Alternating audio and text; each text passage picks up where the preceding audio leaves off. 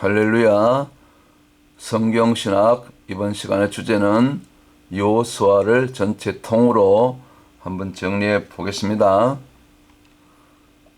여호수아는 전체 24장까지 있죠. 무엇을 기록했는가? 이 가나안 정복 전쟁의 과정을 기록한 것이 여호수아가 되겠죠. 지난번 모세의 오경 마지막 권이었던 신명기를 통해서 이제 광야 40년을 끝 마무리 시점에서 회상하고, 그리고 모세가 이제 죽기 전에 유언적으로 세 번에 걸쳐서 고별 설교를 이렇게 정리한 것이 신명기였죠. 그런 다음에 이제 신명기 다음에 이제 모세오경은 끝나고 여호수아를 모세가 죽기 전에 후계자로 안수하고, 이제 광야 2세 곧 이 가나안 세대를 이제 여호수아에게 맡기게 되는 과정, 이것이 이제 신명기의 마지막 부분이었고, 이제 본격적인 가나안 정복 전쟁을 다루게 된 여호수아를 우리가 이제 오늘 한번 전체 통으로 정리해 보는 것입니다. 그래서 여호수아는 뭐 여러 가지 내용들이 많이 있는데, 일단은 그 가나안 입성 준비, 그리고 실제적으로 가나안 정복 전쟁, 그리고 정복 전쟁 완료 후에 땅의 분배, 지파별로, 그리고 마지막 여호수아도 죽기 전에 모세처럼 유언적인 마지막 부탁, 설교, 권고의 말씀들, 그 다음에 그 외에 부가적으로 또 여호수아 전체를 통해서 이 가나안 정복 전쟁의 어떤 성격들, 왜 정복되어야 되는지 그 이유, 그리고 진멸 명령은 사실 하나님의 진심이었는지 본심이었는지, 그리고 여호수아가 죽기 전에 이 가나안 정복 전쟁을 돌아보면서 가장 아쉽고 또 슬퍼했고 아파했던 그 아픔은 무엇이었는지, 그런 부분을 조금 다시 한번 상세하게 또 살펴보도록 하겠습니다. 먼저 가나안 입성에 앞서서 마지막 이 이스라엘 광야 여정, 이미 모세는 이미 이때는 이제 떠났죠. 42번째 진쳤던 장소 길갈 기억하시죠? 이 길갈이 이제 여호수아 5장에 나오는데, 그 내용이 그 길갈에서 두 가지 중요한 어떤 사건이 있죠. 첫 번째는 이제 광야 2세가 아직 그때까지 할례를 받지 않았기 때문에 할례를 행하게 되고, 그 다음에 이 가나안에 들어와서 첫 번째 유월절을 보내게 되죠. 그래서 이 길갈은 참 중요한 그 영적인 의미가 있는 장소가 길갈이 되겠습니다. 제가 따로 민수기 33장에 있는 그 광야 여정을 다루고 있기 때문에 또 그 부분에 가서 또 길갈에 대해서 또 다시 자세히 말씀드리기로 하고요. 참고로 민수기 33장에는 이 광야 여정 42번의 여정이 있는데, 41번째까지는 여기 민수기 33장이 기록되어 있고, 마지막 42번째는 이제 그 여호수아 5장에 나옵니다. 이미 가나안에 들어와서 이 여리고를 건넌 다음에 여리고와 요단강을 건넌 다음에 요단강과 그 여리고성 사이에 그 넓은 평지가 있죠. 모압 평지 지나서 그 모압 평지가 아니고 이 여리고 맞은편에 평지가 있는데 거기가 길갈이었거든요.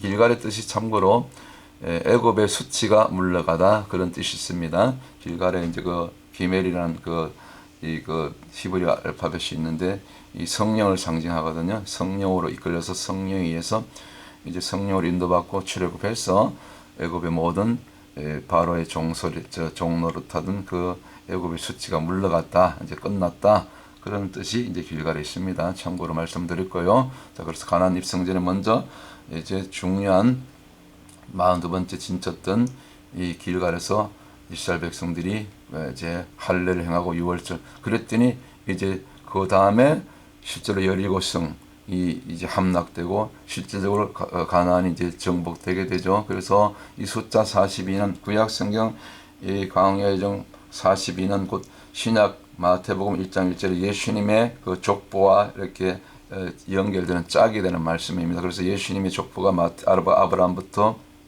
다윗까지, 다윗부터 바벨론 포로기까지, 그리고 바벨론 포로에서 돌아오기까지, 그런 다음에 요셉을 마리아를 통해서 예수 그리스도가 나게 되죠. 그때가 42번 14, 14, 14 다윗의 왕의 숫자죠. 다윗의 이름의 숫자는 왕의 숫자거든요. 그 42, 42, 42, 14, 14, 14 합쳐서 42대 만에 예수 오는 것, 곧 구원이 이루어지는 것, 이것이 구약의 42번째 길갈에서 할례와 유월절이 행해졌을 때 바로 실제적인 그 가나안 입성, 여리고서가 성이 함락되면서 가나안의 진정한 젖과 꿀이 흐르는 그 약속의 땅이 이스라엘 백성들에게 주어지는 것, 이것이 마지막 길갈의 어떤 특별한 영적인 의미라고 볼 수가 있는 거죠. 제가 길갈에 대해서 조금 자세하게 설명을 드렸고요. 이제 그럼 실제적으로 이제 또 전쟁이 시작되는데, 전쟁이 시작되기 전에 바로 직전에 그 여호수아 5장에 보면은 그 여호수아 장군이 그 천사장을 만나는 장면이 나옵니다. 그 여호수아 5장 13절에서 15절에 큰 칼을 든 한 사람이 딱 나타나는 거예요, 여호수아 앞에. 근데 여호수아가 처음에는 이 사람이 그 여호와의 군대장관, 곧 군대장관, 곧 미카엘 천사라고도 볼 수 있겠죠.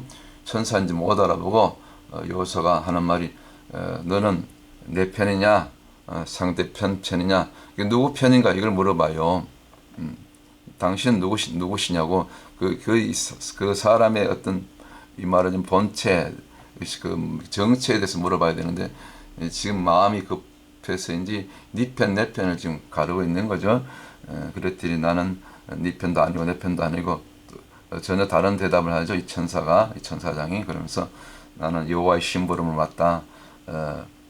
그러면서 이 가나안 정복 전쟁에 대해서 얘기하죠. 그러면서 이 전쟁은 거룩한 여호와의 전쟁이기 때문에, 거룩한 홀리워, 즉 거룩한 전쟁이기 때문에 내 발에서 신을 벗어라. 마치 모세가 가시떨그 나무 앞에서 신을 하나님께서 벗기셨던 것처럼, 중요한 그 가나안 정복 전쟁을 앞두고 먼저 여호수아의 장군의 지도자의 신발을 벗기는 그런 참 특별한 장면이 나오게 되죠.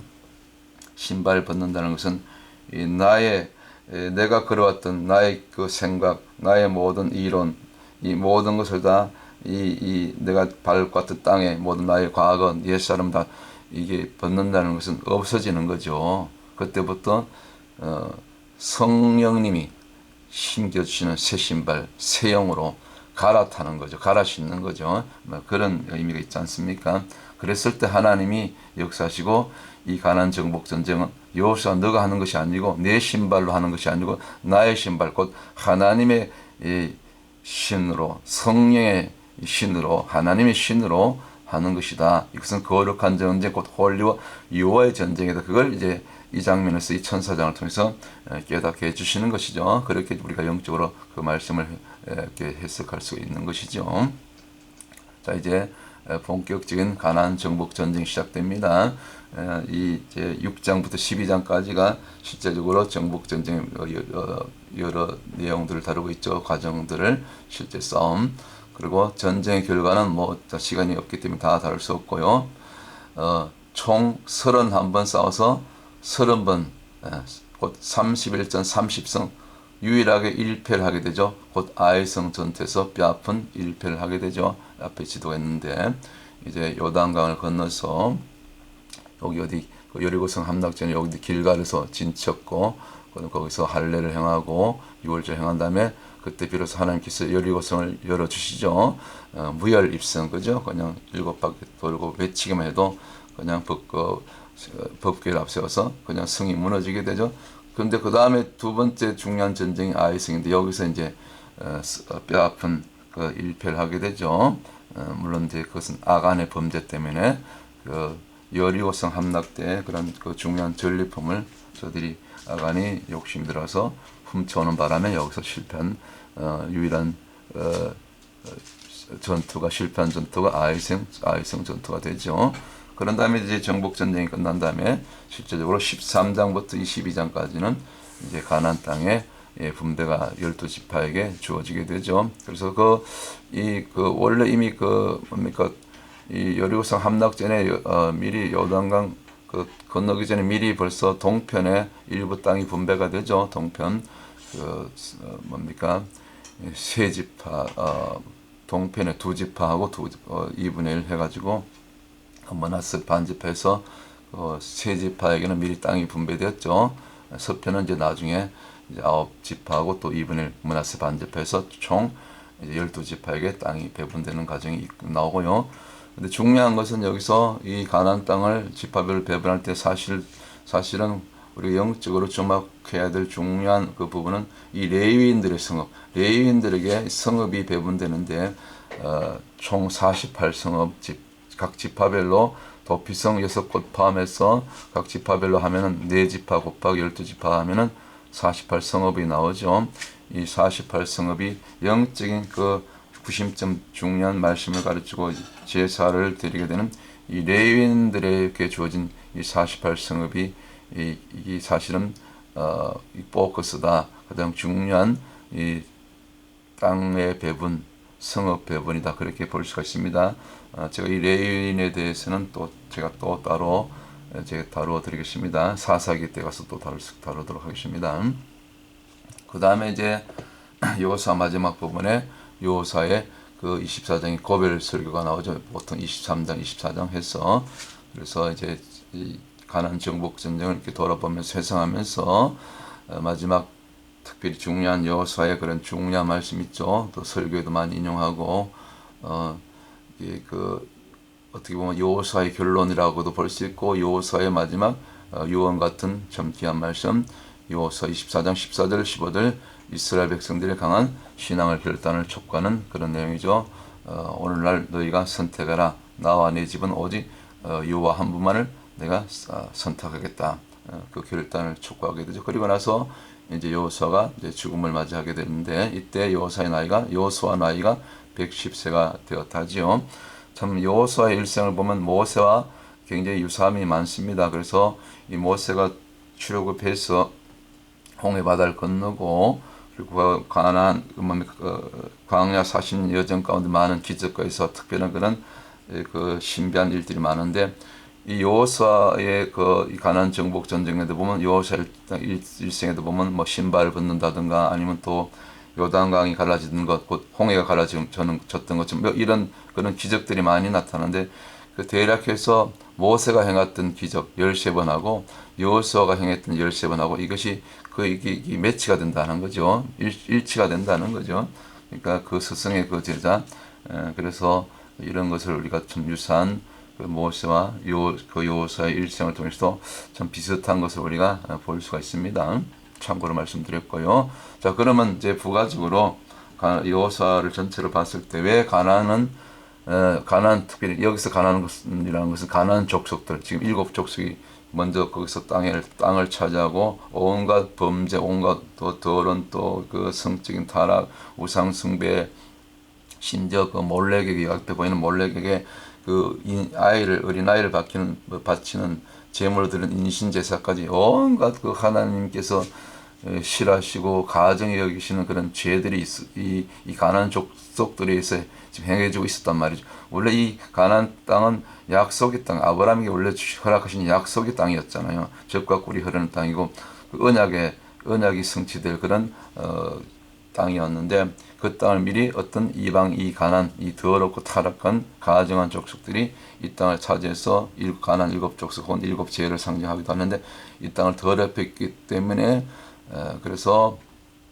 물론 이 첫 번째 제가 두 번째 이유를 먼저 설명드렸는데 첫 번째는 이유는 바로 이것이 제가 방금 말씀드렸던 것처럼 이 아브라함을 통해서 주신 이 언약 백성 선민 이스라엘에게 주신 약속의 땅. 그래서 그 언약이 아브라함을 통한 언약이 반드시 성취되어야 되기 때문에 그 언약의 성취를 위해서는 반드시 가나안은 정복되어야 되는 거죠. 그 땅이든 이 가나안 족속들은 이제 이렇게 쫓아내야 되는 거죠. 그리고 이제 두 번째 이유는 바로 그 가나안 족속들이 이 땅을 더럽혔기 때문에 그런 대표적인 말씀이 이제 우리가 지난번에 모세오경에서 공부했던 레위기 18장에 나오는 말씀.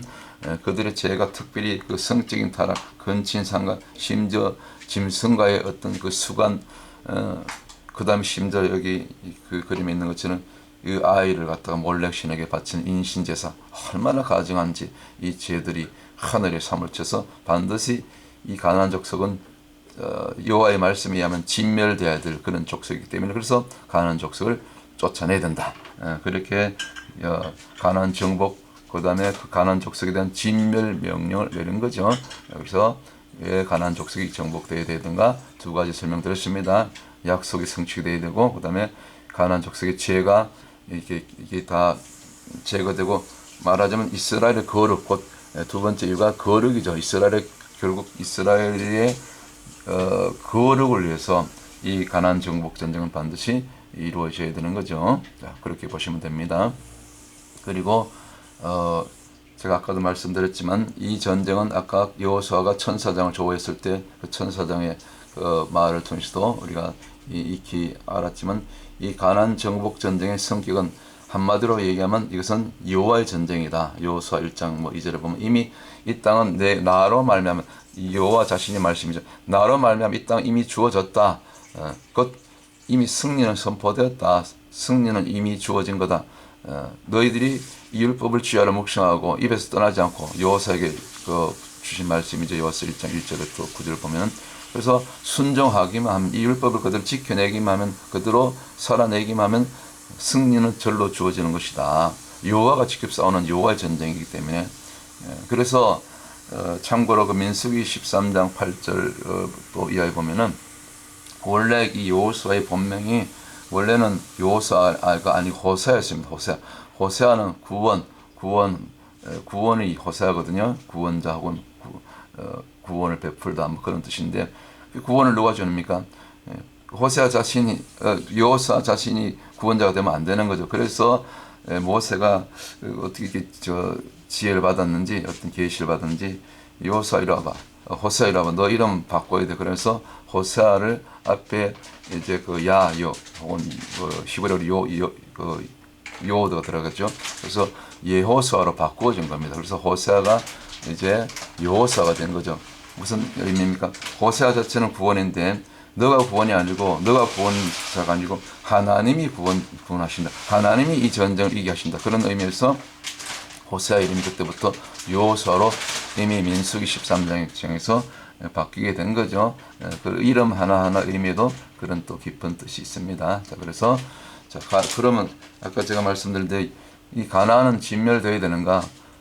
분명히 하나님의 명령이면 가나안 족속 7족속 반드시 씨를 말려서 뭐 어린아이 남녀노소 살 것 없이 다 진멸되어야 되는데 근데 실제적으로 성경을 보면은 뭐 여호사라든 그거 이후에 보면은 신비는 10심 그 뭡니까 이 가나안 족속이 다 진멸된 거 아니에요. 일부 또 거기서 죽임 당하지 않고 구원받은 자들이 있죠. 대표적으로 누굽니까? 바로 누굽니까?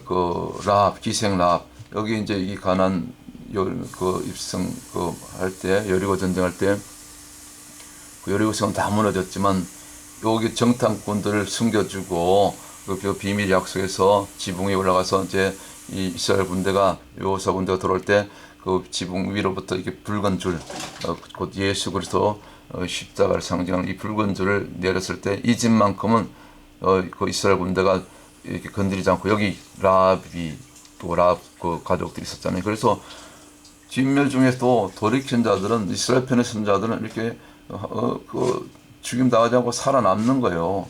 구원받는 거예요. 라합 족속, 라합 가정, 여기 구원받잖아요. 그리고 전생에 하면 다 7성이 다 그냥 그 마지막 7번째 날 함성에서 무너질 때 이 라합 집만큼은 무너지지 않았다잖아요. 왜? 라합 가정 살아야 되니까. 이것이 하나님의 역사인 것입니다. 오늘도 산불이 나고 홍수가 나도요. 하나님이 살릴 자들은 뭐 특별한 그런 간증들 많잖아요. 다 산불이 나서 불에 타는데 그 교회만 그 주변으로 그 담장 밖으로까지 불길이 와서 불길이 물러가고 뭐 그런 간증이 참 놀라운 그런 간증들이 지금도 있습니다. 그런 것처럼 이 라합 가정이 살았고 그다음에 기브온 족속도 이렇게 이스라엘 편으로 딱 이렇게 하친을 하잖아요. 그래서 기브온 족속도 살아나고 신명기 20장에 있는 말씀처럼 그러나 이게 돌이키는 자들과는 비록 이방 족속 가나안 족속이 될지라도 너희들이 화평해야 된다. 화평하라. 그런 말씀들이 이제 그 다른 성경을 참고하면 이 짝이 되는 말씀인데 성경 전체를 보면 그 가나안 진멸 명령은 원래 하나님의 본심이 아니었어요. 진멸 중에라도 이방 족속이라도 회개하고 돌이킨 자들 이렇게 부분적이지만 살아나는 거예요. 구원받는 거예요. 그래서 이 원래 그 가나안 족속 일곱 족속의 진멸 명령은 물론 그 가정한 죄들을 지었던 그런 죄가 끊어지고 그들을 쫓아야지만 그 중에서 돌이킨 자들은 하나님 구원하시는 거예요. 그러니까 하나님의 그 가나안 족속 진멸 명령은 원래는 하나님의 본심이 아니었다. 그걸 제가 말씀드리는 것입니다. 자, 그런데 이제 마지막 부분 여호사의 가장 큰 슬픔은 무엇이었습니까? 바로 아이성 전투의 패배. 얘가 아간의 범죄로 말미암아 그 여리고성 점령했을 때 그 뭡니까 신할의 그 외투 그다음에 은덩이 200그 등이 3개입니까? 그걸 훔쳐왔죠. 자기 집 그 뭡니까 그 텐트 밑에 감췄죠. 결국 그것이 발각돼서 이로 인해서 이스라엘 공동체 이 여호와의 전쟁은 거룩한 전쟁인데 그 거룩이 훼손됐기 때문에 그래서 실패하고 이스라엘 군대가 3,000명 가까이 죽임을 당하고 그래서 2차, 3차 공격에서 2차 공격 때 다시 이제 승리를 하게 되죠. 이 아간의 범죄를 다 심판하고 그래서 이 아간이 이제 돌에 결국 이제 그 아골 골짜기 가서 이제 심판받게 되죠. 이 아골 골짜기가 바로 그런 이 아간의 범죄 심판에 대한 그런 참 아픈 그런 기억이 있는 장소라고 볼 수가 있죠.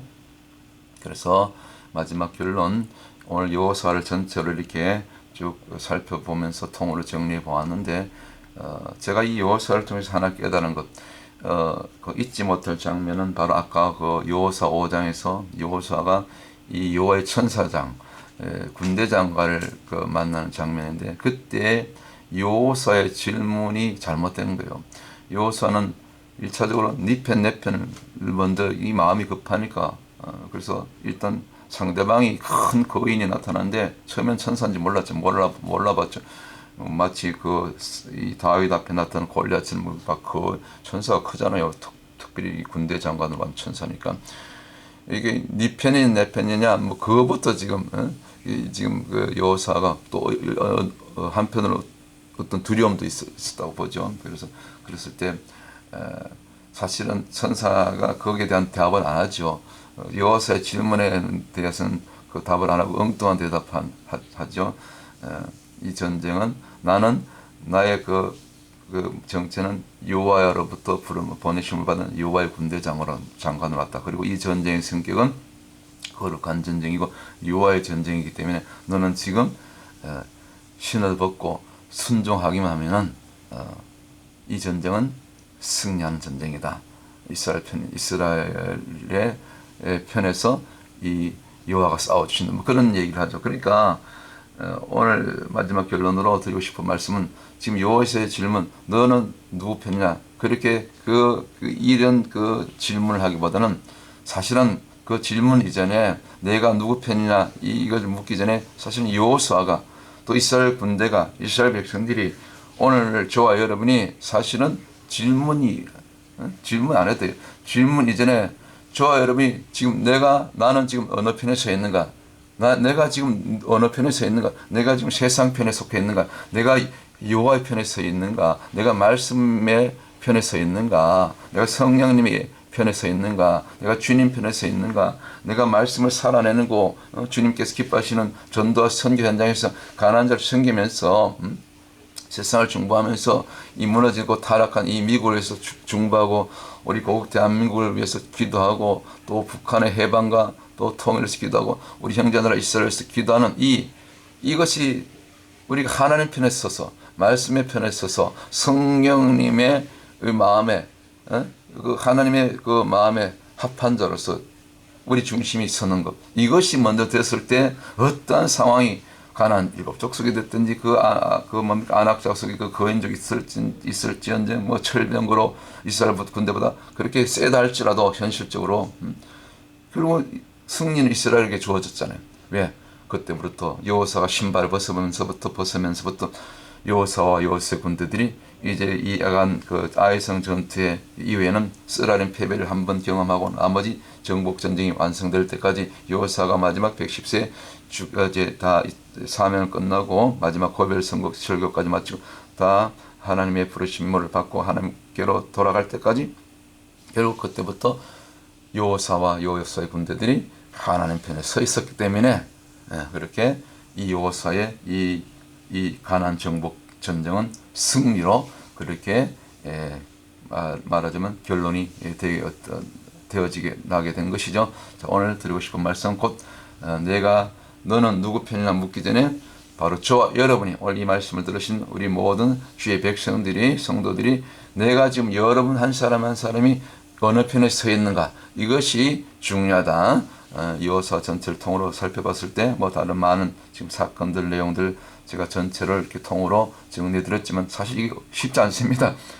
여호사 24장까지 이거 한편으로 통으로 이게 말하면 이게 하나의 설교가 되고 숲이 되고 그런 것입니다. 그럴 때 성경 전체가 열립니다. 이게 영적인 안목이 이렇게 열리게 되는 것이 전체를 볼 수 있는 그래서 성경 66권을 제가 계속해서 통으로 이렇게 정리해서 어렵지만 이렇게 한 편 한 편 이제는 영상으로 이렇게 좀 어설프지만 정리해서 그래도 여러분들이 성경을 보시고 성경 전체를 한 권 한 권 이해할 때 도움이 되셨으면 하는 마음으로 지금 어려운 과정을 이렇게 더 준비해서 이렇게 올려드린 것입니다. 자, 어쨌거나 여호사의 주제 오늘 내가 누구 편이냐가 아니라 그렇게 묻기 이전에 저와 여러분이 내가 여호와 편에 하나님 편에 주님 편에 서 있을 때 말씀 편에 서 있을 때 어떤 상황 가운데 있을지라도 마지막 정말 환란을 앞두고 이 고난의 때를 앞두고도 우리는 최후승리 이 말씀으로 승리하는